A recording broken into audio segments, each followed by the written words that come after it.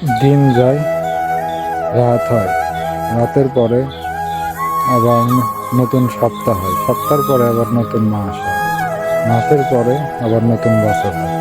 এভাবে আমাদের জীবন থেকে আস্তে আস্তে দিনগুলো হারিয়ে যাচ্ছে, অর্থাৎ আমাদের আয়ু কমে যাচ্ছে। কিন্তু আমাদের মূলত লোভটা কেমড়েই বেড়েই যাচ্ছে।